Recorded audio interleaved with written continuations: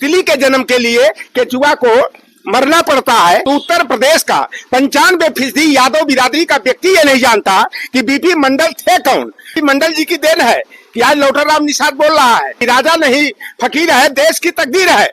लेकिन जब बीपी सिंह जी ने मंडल कमीशन की पहली सिफारिश के तहत 27% आरक्षण कोटा ओबीसी को देने का निर्णय लिए तो रातों रात नारा बदल गया था कि राजा नहीं रंग का है, देश का कलंक है, मान सिंह की औलाद है। और बीपी सिंह एक बार हमसे मुलाकात, जब मैं किडनी देने उनको गया था, मैंने कहा राजा साहब आपने पिछड़ों के लिए इतना कुछ किए, मैं चाहता हूं आपको जीवन दान दूं, मैं अपनी किडनी दान देने के लिए आपके आया हूं। और बीपी सिंह ने कहा था कि लौटरराम मैं अपनी जिंदगी जी लिया, आज भी मेरी मौत होगी तो सकून की मौत होगी। नमस्कार जोहार, मैं हूं विवेक कुमार और आप देख रहे हैं ओबीसी टाइम्स। आज लखनऊ में मौजूद हैं और आज का दिन ऐतिहासिक दिन इसलिए है क्योंकि आज के दिन ही जन्म जयंती है पिछड़ों के भगवान बीपी मंडल जी की। बीपी मंडल जी के बारे में आपको बताते चलें, बिहार के 7वें मुख्यमंत्री रहे, मंडल आयोग के दूसरे अध्यक्ष बने और उनका योगदान यह है कि आज पिछड़ा समाज, बैकवर्ड समाज जो सरकारी नौकरियों में है वो मंडल जी की देन है। और दूसरी उनकी उपलब्धि यह है कि आज उच्च शिक्षण संस्थानों में यदि उसका एडमिशन हो पाता है तो वो मंडल कमीशन की दूसरी संस्तुति पे ही हो पाता है। मंडल कमीशन की कुल 40 सिफारिशें थी जिसमें से अब तक 2 लागू हो पाई हैं। ये पहल जो है लगभग 30 साल पहले शुरू की गई थी, लेकिन आज भी वो लड़ाई अधूरी है। उस समय की जो लड़ाई शुरू की गई थी कहीं ना कहीं बीच में अधूरी रह गई, ठंडे बस्ते में डाल दी गई। आज भी मंडल कमीशन की 38 संस्तुतियां जो हैं कहीं ना कहीं पड़े पड़े धूल फाक रही हैं। आज हमारे साथ इसी विषय पे बात करने के लिए मौजूद हैं पिछड़ों के फायर ब्रांड नेता लौटरराम निषाद जी, जिनसे हम बात करेंगे। सबसे पहले तो स्वागत है सर आपका। धन्यवाद। और बीपी मंडल जी की 106वीं जयंती पर मैं सभी बहुजन वर्ग के लोगों को, विशेष करके अपने ओबीसी के लोगों को बधाई देता हूं और यह सिफारिश करता हूं कि बीपी मंडल जी का जो सपना रहा ओबीसी समाज को समाज की और राष्ट्र की मुख्यधारा से जोड़ने का, जो उनकी सिफारिशें थी, अभी 38 सिफारिशें अधूरी है, पूरी नहीं हुई है, मूर्त रूप नहीं ली है, उसको पूर्णता की ओर ले जाने के लिए संकल्प ले आगे बढ़े। अच्छा, ये बताइए सर, क्या कारण है कि बैकवर्ड अब तक अपनी कोई एक लीडरशिप कायम नहीं कर पाया है, कोई एक महापुरुष खड़ा नहीं कर पाया है जिसके बारे में पिछड़ा समाज चर्चा कर सके जगह जगह? क्योंकि अगर शेड्यूल्ड कास्ट की बात की जाए तो वैचारिक रूप से वो इतना मजबूत हो चुका है कि अंबेडकर साहब को, फूले साहब को उनकी मूर्तियां उसने हर जगह लगा दी है, वैचारिक रूप से मजबूत हो गया है। क्योंकि आज की पीढ़ी का ये काम है कि जब वो किसी चीज को देखती है, सुनती है, तभी उनके बारे में जानने की इच्छा उसके अंदर जगती है। क्या कारण है कि पिछड़ा अब तक अपना एक सिंगल महापुरुष नहीं खड़ा कर पाया? देखिए, महापुरुष जो होते हैं हम लोगों के प्रेरणा स्रोत होते हैं, उनके व्यक्तित्व और कृतित्व से हम कुछ सीख लेकर के ही समाज के लिए, समाज को आगे बढ़ाने के लिए हम कुछ कर गुजरने की भावना रखते हैं। हम जिस समाज में पैदा हुए हैं, और अभी बीपी मंडल जी की बात की जाए तो उत्तर प्रदेश का 95% यादव बिरादरी का व्यक्ति ये नहीं जानता कि बीपी मंडल थे कौन। मैं 2021 की बात बताऊं, एक पढ़े लिखे लोगों का समय कार्यक्रम था बीपी मंडल जी की जयंती पर। मैंने कहा कि बीपी मंडल जी किस जाति के थे, 2 लोगों का हाथ उठा। एक व्यक्ति ने तो कोई नहीं बताया, एक व्यक्ति ने कहा कि वह कुर्मी थे। तो जब हम महापुरुषों की जयंती आज जैसे थी, हमारे समाजवादी पार्टी के कार्यालय में भी 106वीं जयंती का आयोजन किया गया, लेकिन केवल माला डाल देने से, प्रतीकात्मक रूप से हम उनके जीवन संघर्ष को जनता तक नहीं पहुंचा सकते जब तक कि उनके व्यक्तित्व पर, कृतित्व पर चर्चा हो, ताकि हमारे लोग जाने कि इस महापुरुष का समाज के लिए क्या योगदान है। आज बीपी मंडल जी की देन है कि आज लौटरराम निषाद बोल रहा है। मैं तो उसी आंदोलन की 1990 में, जब मंडल कमीशन की सिफारिश 7 अगस्त 1990 को बीपी सिंह जी ने लालू प्रसाद यादव जी, शरद यादव जी, मुलायम सिंह यादव जी, रामविलास पासवान जी के प्रयास से जब लागू करने का संकल्प लिए और 13 अगस्त 1990 को जब सूचना जारी की गई तो मैं वह नारा एक देखा था 1988 और 89 में कि राजा नहीं फकीर है, देश की तकदीर है। लेकिन जब बीपी सिंह जी ने मंडल कमीशन की पहली सिफारिश के तहत 27% आरक्षण कोटा ओबीसी को देने का निर्णय लिए तो रातों रात नारा बदल गया था कि राजा नहीं रंग का है, देश का कलंक है, मान सिंह की औलाद है। और बीपी सिंह एक बार हमसे मुलाकात, जब मैं किडनी देने उनको गया था, मैंने कहा राजा साहब आपने पिछड़ों के लिए इतना कुछ किए, मैं चाहता हूं आपको जीवन दान दूं, मैं अपनी किडनी दान देने के लिए आपके आया हूं। और बीपी सिंह ने कहा था कि लौटरराम मैं अपनी जिंदगी जी लिया, आज भी मेरी मौत होगी तो सकून की मौत होगी। तितली के जन्म के लिए केचुआ को मरना पड़ता है। और मुझे कोई मलाल नहीं है, मलाल इस बात का है कि हमारे लोगों ने तो हमको खलनायक मान लिया, लेकिन जिनके लिए मैं खलनायक बना वो अभी हमें हमारा साथ छोड़ करके चले गए। और तब से हम लोग बीपी मंडल जी की जो विचारधारा रही, बीपी सिंह की सामाजिक न्याय की विचारधारा रही, उसको लेकर के चल रहे हैं। और आज आईएएस हो, आईपीएस हो, पीपीएस हो, पीसीएस हो, डॉक्टर, प्रोफेसर, इंजीनियर जो हमारे ओबीसी के दिखाई दे रहे हैं, आज किसी न किसी रूप में वह बीपी मंडल जी का योगदान है। और बीपी मंडल जी हमारे भगवान है, हमारे लिए उनका स्थान जो है अंबेडकर जी से कम नहीं है। लोग कहते हैं कि बहुजन वर्ग के लोग और विशेषकर पिछड़े वर्ग के लोग जो है अपने महापुरुषों को नहीं याद करते, इसीलिए हम कहीं निषाद के खांचे में बाके हुए, कोई यादव हो, कोई कुर्मी है, कोई काछी है, कोई कोयरी है, कोई राजभर है, चौहान है, महापुरुष की कोई जाति नहीं होती। और बीपी मंडल जी ने जो काम किया वह लोहार, पार, सुनार, तेली, तमुली, बरई, बारी, अहिर, कुर्मी, काछी, जाट हो, गुजर हो, मल्लाह हो, केवट हो, लोधी हो, किसान हो, राजभर, चौहान हो, सारे वंचित वर्ग की जो जातियां थी उनके लिए उन्होंने एक सपना देखा था कि इनको भी प्रतिनिधित्व मिले। संविधान में जो व्यवस्था बाबा साहब अम्बेडकर ने अनुच्छेद 340 के तहत दिया है वह अधिकार मिले। और उनके सपना को पूरा करने के लिए राजा मांडा बीपी सिंह जी ने पहली सिफारिश को लागू किया। दूसरी सिफारिश 2006 में क्षत्रिय बिरादरी के ही कुंवर अर्जुन सिंह जी जो मध्य प्रदेश के 2 बार मुख्यमंत्री रहे, केंद्र में मानव संसाधन मंत्री रहे, उन्होंने उस संकल्प को आगे पूरा करने का काम किया। और उस समय कपिल सिब्बल जो राज्यसभा के सांसद हैं, सुप्रीम कोर्ट के जाने माने वकील हैं, और रमेश जयराम जो कांग्रेस के बड़े नेता माने जाते, इन लोगों ने कुर्ता फाड़ने का काम किया था, गाली गलौज किया था। लेकिन अर्जुन सिंह जी ने क्षत्रिय धर्म का जो न्यायिक चरित्र होता है उसका परिचय देते हुए जो हायर एजुकेशन में, केंद्रीय शिक्षण संस्थानों में जो आज हमारे बच्चे पढ़ रहे हैं, पीएचडी कर रहे हैं, आईआईएम, आईआईटी और एम्स में पढ़ाई कर रहे हैं, या किसी न किसी रूप में बीपी मंडल की सिफारिश को अर्जुन सिंह जी द्वारा, बीपी सिंह जी द्वारा लागू करने के कारण हुआ है। और हम तो यही जो बहुजन वर्ग की राजनीति करते हैं और विशेषकर पिछड़े वर्ग की राजनीति करते हैं, उनसे मैं आग्रह और निवेदन करूंगा कि अपने महापुरुष, चाहे वो बीपी मंडल हो, चाहे कर्पूरी ठाकुर हो, चाहे स्वामी ब्रह्मानंद लोधी हो, चाहे चौधरी महाराज सिंह हो, चाहे संत राम बीए प्रजापति हो, चाहे बाबू जगदेव प्रसाद कुशवाहा हो। बाबू जगदेव प्रसाद कुशवाहा ने 70 के दशक में एक नारा दिया था कि 100 में 90 शोषित है, 90 ललकारा है, 90 भाग हमारा है, धन धरती और राजपाट पर 90 भाग हमारा है, 10 का शासन 90 पर, नहीं चलेगा, नहीं चलेगा। उसी नारे को आज राहुल गांधी लेकर के चल रहे हैं कि नहीं चल रहे हैं। 10 मई को इंदिरा गांधी प्रतिष्ठान में जब कार्यक्रम हुआ, उन्होंने क्षमा मांगा ओबीसी के लोगों से कि हमारी पार्टी कांग्रेस पार्टी ने ओबीसी के साथ अन्याय किया है, इसलिए ओबीसी हमसे आज दूर है। मैं कांग्रेस की गलती के लिए मैं क्षमा मांगता हूं। अब यह लड़ाई 1585 की नहीं, यह लड़ाई 95-5 की है, यह लड़ाई 90 और 10 की लड़ाई है।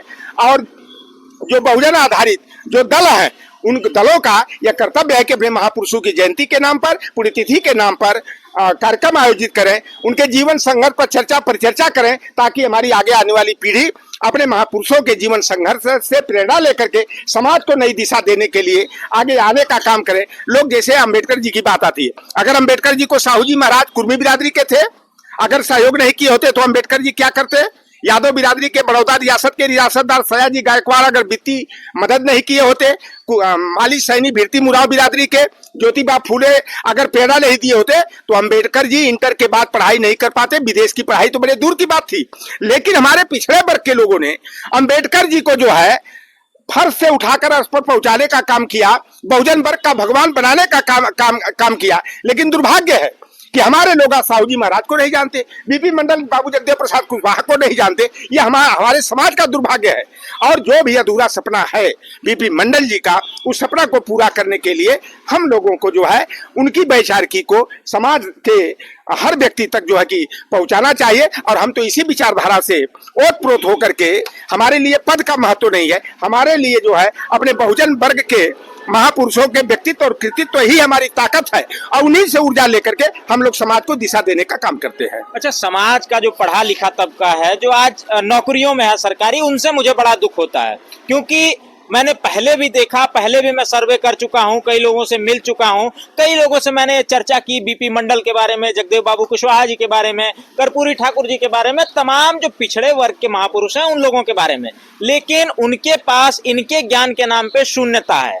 वो जानते ही नहीं कि ये हैं कौन, और वो सरकारी नौकरियों में अगर हैं तो आज उन्हीं की कृपा से हैं, उन्हीं की वजह से हैं। उनके लिए आप क्या कहना देखिए, चाहेंगे? बहन मायावती जी को एक बात के लिए मैं धन्यवाद देना चाहूंगा कि आप लखनऊ में चले जाइए चारों तरफ जी। आपको बहुजन महानायकों की बड़ी बड़ी जो है आदमकद प्रतिमाएं दिखाई देंगी जी।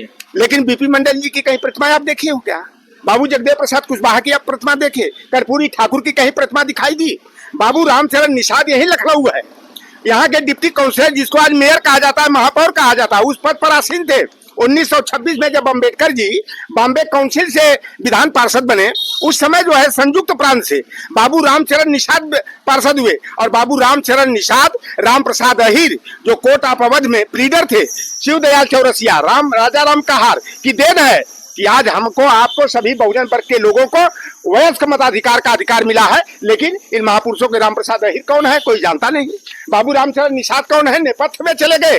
तो यह हमारी कहीं कहीं हमारे ओबीसी वर्ग के लोगों के, शुद्ध वर्ग के लोगों की कमी है। मैंने एक सब लक्ष्य लिया हूं कि अगली बार जब बीपी सिंह की जयंती 25 जून को मनाई जाएगी और 25 अगस्त को जो है बीपी मंडल जी की जयंती मनाई जाएगी, मैंने एक संकल्प लिया कि 10 प्रतिमाएं बीपी सिंह जी की, अर्जुन सिंह जी की और बीपी मंडल की मैं प्रदेश के विभिन्न क्षेत्रों में लगाऊंगा। और एक आग्रह मैंने हजारों अधिकारियों से किया जो बड़े बड़े अधिकारी हैं, लेकिन मुझे खेद भी होता है कि मैं इतना बड़ा लक्ष्य लेकर चल रहा हूं। 2 व्यक्ति, एक डॉक्टर शैलेंद्र यादव जी है केजीएमयू में डॉक्टर है, प्रोफेसर हैं, और एक अभयराज निषाद जी है आजमगढ़ के, रिटायर्ड पर्सन है। उनके अलावा सहयोग के लिए तीसरा व्यक्ति सामने नहीं आया। यह हमारी नासमझी है, यह हमारी कमी है। और फिर आपके ओबीसी चैनल के माध्यम से मैं अपने ओबीसी वर्ग के अधिकारी हैं, कर्मचारी हैं, डॉक्टर हैं, इंजीनियर हैं, प्रोफेसर हैं, इनसे मैं आग्रह और निवेदन करूंगा कि अपने बहुजन महापुरुष जो हैं, महानायक हैं, उनकी जगह जगह प्रतिमाएं स्थापित हो, उनकी जयंती पुण्यतिथि का कार्यक्रम जो है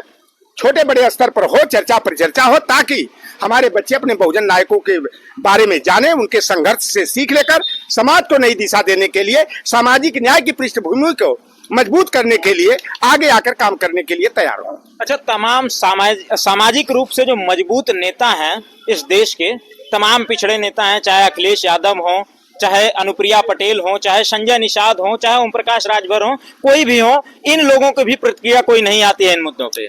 देखिए, आज बीपी मंडल जी की जयंती है ना जी, लेकिन अब कितना लोग गंभीरता से लिए हैं, जो हमारा भगवान है, जो हमारी दिशा और दशा बदलने का काम किया, आज उसको नहीं जानते। पंडित विनोदानंद झा जब ये मुख्यमंत्री 51 दिन के बिहार में बने थे और बरौनी रिफाइनरी से तेल रिस करके गंगा नदी में चल गया, ये वैज्ञानिक कारण होता है। केमिस्ट्री आप पढ़ोगे कि जब तेल और पानी में घर्षण होता है तो आग लग जाती है।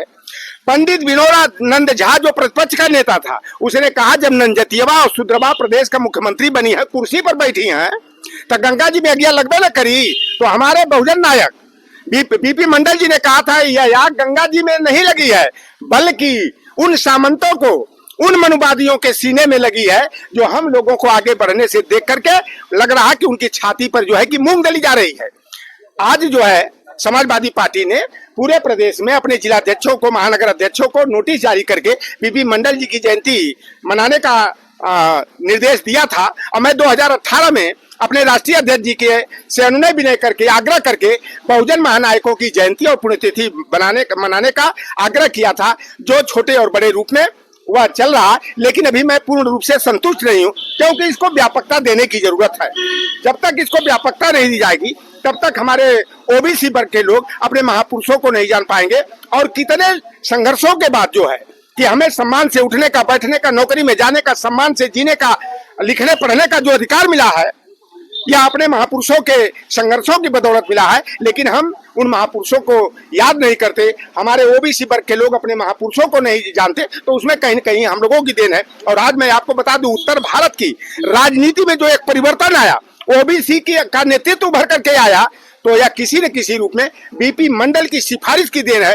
बीपी सिंह के द्वारा मंडल कमीशन की सिफारिश को लागू करने की देन है। चाहे हमारे नेताजी उत्तर प्रदेश की राजनीति में पैर जमाने का काम किए हों, चाहे कल्याण सिंह भारतीय जनता पार्टी विवश हुई हो प्रदेश का मुख्यमंत्री बनाने, क्योंकि लोधी निषाद समाज के वो हैं, ओबीसी के थे, वह मुख्यमंत्री बने। चाहे बहन मायावती जी भी अगर मुख्यमंत्री 4 बार बनी उत्तर प्रदेश की, तो वह बीपी मंडल जी की सिफारिश की देन थी। आज कभी शिवराज सिंह मुख्यमंत्री हुए, कभी जो है बाबूलाल गौर हुए, उमा भारती हुई, आज मोहन यादव मुख्यमंत्री बने हैं।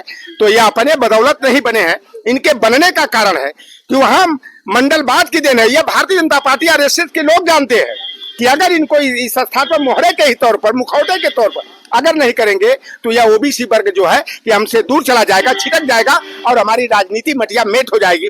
आप 90 से लालू प्रसाद यादव जी 89 में मुख्यमंत्री बने बिहार के, आज तक आप नीतीश कुमार, लालू जी, राबड़ी के अलावा बता दो कौन वहां का मुख्यमंत्री बना। वहां पर पूरा जो है कि मंडलवाद जो है, बाबू जगदेव प्रसाद की विचारधारा पूरी तरह से हावी है। भले दुर्भाग्यवश नीतीश कुमार जी मनुवादियों के खेमे में चले गए, मंडल विरोधियों के खेमे में चले गए। वह मंडल विरोधी जब बीपी सिंह जी ने मंडल कमीशन को लागू किया तो भारतीय जनता पार्टी ने सीधे विरोध न करके कमंडल की राजनीति को शुरू किया। राम रथ पर आडवाणी को बैठा करके जो है अयोध्या में राम मंदिर का मुद्दा उछाला। और यही नरेंद्र मोदी जो आज अपने को पिछड़ी जाति का कहते हैं, उस समय ये पिछड़ी जाति के नहीं थे, यह सामान्य जाति के, मोड़ जाति के थे। यह 1999 में अपनी जाति को ओबीसी में शामिल करवाने का काम किया और आज ओबीसी होने का ये दम्भ भरते हैं, कहते हैं मैं तो पिछड़ी जाति का हूँ, मैं तो अति पिछड़ी जाति का हूँ। लेकिन जब से नरेंद्र मोदी जी देश के प्रधानमंत्री बने हैं, यह दुर्भाग्य है कि हमारा पिछड़ा जो है कि आगे जाने की बजाय पीछे गया है। और आज संजय निषाद हो, चाहे अनुप्रिया पटेल हो, चाहे ओम प्रकाश राजभर हो, जो लोग राजनीति ये कर रहे हैं या किसी न किसी रूप में यह बीपी मंडल जी के संघर्ष की देन है। लेकिन जो लोग बीपी मंडल की नीतियों का लाभ लेकर के उनके विचारधारा को आत्मसात करके आगे बढ़े, लेकिन उनकी विचारधारा को जिस तरह का सम्मान मिलना चाहिए, सम्मान नहीं मिल पा रहा है। और इसको समाजवादी पार्टी आज उत्तर प्रदेश की सबसे बड़ी प्रतिपक्ष की ही नहीं, देश की तीसरी सबसे बड़ी ताकत है। इनको जो है अपने शूद्र समाज के, ओबीसी समाज के जो महापुरुष रहे हैं, जिन्होंने समाज की दिशा और दशा परिवर्तन में योगदान दिए हैं, उनको आगे करने की जरूरत है,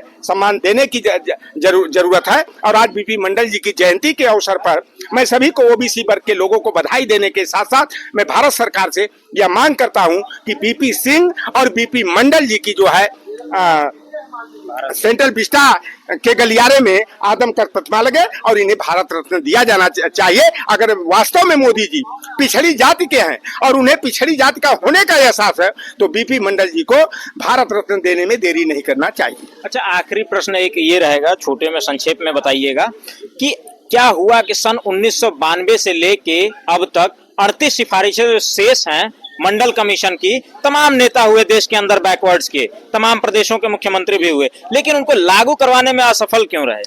देखो, सबसे बड़ा ये कारण है, और मैंने जमीनी हकीकत में किसी की आलोचना नहीं कर रहा हूँ, हम अपने महापुरुषों को पढ़ते ही नहीं है। अगर हमारे अपने महापुरुषों को लोग पढ़ते तब लोग जानते। आप चले जाओ, आप 95% क्या 99% अपने सांसदों और विधायकों से आप पूछ लो, चाहे ओबीसी के, वो भारतीय जनता पार्टी में हो, चाहे सपा में हो, चाहे किसी दल में हो। आप अगर पूछ दोगे कि मंडल कमीशन क्या है, क्या था, नहीं पता कखा उसका नहीं बता पाएंगे। मंडल कमीशन की 38 सिफारिशों की बात छोड़ो, मंडल कमीशन का योगदान क्या है यही नहीं बता पाएंगे। हाँ, बहुत अगर करेंगे तो कहेंगे कि बीपी सिंह ने मजबूरी में जो है मंडल कमीशन की सिफारिश को लागू किया। जबकि जब राष्ट्रीय मोर्चा बना, जनता दल बना, उसने अपने चुनाव घोषणा पत्र में यह संकल्प लिया था कि हमारी सरकार बनेगी राष्ट्रीय मोर्चा वाम मोर्चा की, तो हम मंडल कमीशन की सिफारिश को लागू करेंगे। लेकिन जो आलोचक हैं बीपी सिंह के, वह उनको कटघरे में खड़ा करने का काम कर रहे हैं। लेकिन बीपी सिंह ने क्षत्रिय जाति का जो न्यायिक चरित्र होता है उसका परिचय देते हुए उन्होंने कहा कुर्सी चली जाए, लेकिन जो मैं संकल्प लिया हूं ओबीसी को न्याय देने का, वह मैं दे करके रहूंगा। अगर उनको प्रधानमंत्री बनने का ही लालच रहता तो जब एचडी देवगौड़ा जी, इंद्र कुमार जी जब देश के प्रधानमंत्री बने तो बीपी सिंह के 2 बार प्रस्ताव आया, लेकिन उन्होंने कहा मुझे प्रधानमंत्री बनने का शौक नहीं है, मेरा बस एक संकल्प है कि जो बच्चा को मैं माँ के पेट से निकाल दिया हूँ, अब तो कोई ताकत ऐसी नहीं है कि बच्चे को पुनः माँ के पेट में डाल दे। मेरी सामाजिक न्याय की जो विचारधारा रही है वह विचारधारा आगे बढ़नी चाहिए। और जो भी अपने ओबीसी आधारित दल हैं, ओबीसी महापुरुषों को आगे करके उन्हें सम्मान देने की जरूरत है, उनकी विचारधारा को जन जन तक पहुंचाने की जरूरत है। और जब तक हम बाबू जगदेव प्रसाद कुशवाहा को नहीं पढ़ेंगे, बीपी मंडल कर्पूरी ठाकुर को नहीं पढ़ेंगे, संत बीए राम और चौधरी महाराज सिंह भारती को नहीं पढ़ेंगे, तब तक समाज के लिए हमें क्या करना चाहिए, क्या सोचना चाहिए, वह नहीं कर पाएंगे। और आज का तो राजनीतिक दौर बदल गया है, वह महापुरुषों को दरकिनार करके केवल हमारे लोगों का एक लक्ष्य है कैसे एमपी बन जाए, कैसे एमएलए बन जाए। तो एमपी एमएलए बनने से ही केवल सामाजिक परिवर्तन नहीं होगा, सामाजिक परिवर्तन करना है तो अपने महापुरुषों की विचारधारा को लोगों तक पहुंचाकर और उससे आप प्रेरित करके ही हम जो है कि अपने ओबीसी के को जात से जमात में बदल सकते हैं। अन्यथा जैसे आप देख रहे हैं कि कुनबा परस्ती चल रही है, जाति को आधार बना करके राजनीतिक दल बना करके लोग सौदेबाजी करने का काम कर रहे हैं। और आज कितना हमारे ओबीसी की हकमारी हो रही है। आज ओबीसी के नेता जो है मलाई खाने में केवल परेशान है। अभी केशव प्रसाद मौर्य जब 69,000 शिक्षक के संबंध में जब सुप्रीम कोर्ट का निर्णय आया तो इन्होंने ओबीसी के जो बच्चे संघर्ष कर रहे हैं उनको बधाई दे रहे हैं और कह रहे हैं कि सामाजिक न्याय की बहुत बड़ी जीत है। अरे बेईमानो, इतने दिन 600 दिनों तक हमारे बच्चे आंदोलन कर रहे थे, तब तो तुम जाति पूछ रहे थे, कह रहे थे ये यादव होगा, इसका आधार कार्ड चेक करो। और जब आ जाती है तो अनुप्रिया पटेल की जुबान खुल जाती है, केशव प्रसाद मौर्य की जुबान खुल जाती है। वही ओम प्रकाश राजभर बधाई दे रहे थे कि सामाजिक न्याय की जीत। कहीं हार की बौखलाहट तो नहीं है, कहीं उन्हें लग रहा है कि उनका स्टूल जो है छिन जाने वाला है। ये इसी बौखलाहट में लोग आप देखिए कि लाइन लग गई बधाई देने वालों की। ओम प्रकाश राजभर ने क्या कहा था कि ये बच्चे जो आंदोलन कर रहे हैं ये इनको तो जूता मारना चाहिए, ये जूता लात मुक्का खाने के योग्य है। और जब उनको जीत सुप्रीम कोर्ट से मिल गई कि 18,988 पदों की डकैती की गई है और ओबीसी का हकमारी की गई है, तब ओम प्रकाश बधाई दे रहे हैं। कौने मुंह से बधाई दे रहे हो भाई? उनके संघर्ष में तुम्हारा क्या योगदान था? लेकिन अब ओबीसी वर्ग के लोग जागे हैं और समाजवादी पार्टी का जो पीडीए फार्मूला है मजबूत हुआ है, अभी हम लोगों को पूरी तरह संतुष्ट नहीं है, इसको और मजबूत करने की जरूरत है। और जो हमसे छिटके हुए बिखरे हुए भाई हैं उनको भी गले लगा करके अपनी पीडीए को जो है कि बहुत बड़ा बल देने की जरूरत है, मजबूत करने की जरूरत है। और इसमें हमारे यादव बड़े भाई हैं, मैं कहता हूं जो सच्चाई है उसी को कहता हूं, यादव भाई को थोड़ा विनम्र हो करके अपने अति पिछड़े भाइयों को गले लगाने का सहजने की आवश्यकता है, ताकि हमारी जाति जो है जमात में परिवर्तित हो, वर्गवाद में परिवर्तित हो। तभी हम जाकर के बाबा साहब भीमराव अंबेडकर के संविधान को, लोकतंत्र को, आरक्षण को और सामाजिक न्याय को जो है कि हम बचा पाएंगे। बहुत बहुत धन्यवाद सर। आप हमेशा ही सामाजिक मुद्दों पे मुखर होकर बोलते हैं। आप हमेशा ही बैकवर्ड्स को कहीं ना कहीं एक आईना दिखाने का काम करते हैं, उनकी ताकत का एहसास कराने का काम करते हैं। क्योंकि कहा जाता है कि जो पिछड़ा समाज है, जो ओबीसी समाज है, वो हाथी है, केवल कानों की वजह से उसका शरीर ढका हुआ है। अगर वो कान हटा दिए जाएं, हाथी के सामने शीशा कर दिया जाए, अगर उसने अपनी ताकत पहचान ली तो कहीं ना कहीं व्यवस्था परिवर्तन होने में समय नहीं लगेगा। तो कहीं ना कहीं हमें अपने महापुरुषों को पढ़ने की जरूरत है, उनके कार्यों को जानने की जरूरत है। आखिर उन्होंने हमारे लिए किया क्या है, किसकी वजह से आज हम यहाँ पे खड़े हैं। सर ने बहुत ही विस्तार पूर्वक बताया, इस पे चर्चा होनी चाहिए। और हमें बड़ा ही कष्ट होता है, दुख होता है, खेद होता है कि जिन महापुरुषों ने पूरा जीवन सर्वस्व हमारे लिए निछावर कर दिया, आज हम उन्हें तक नहीं जानते हैं। तो कहीं ना कहीं हमें पढ़ने की जरूरत है, जानने की जरूरत है।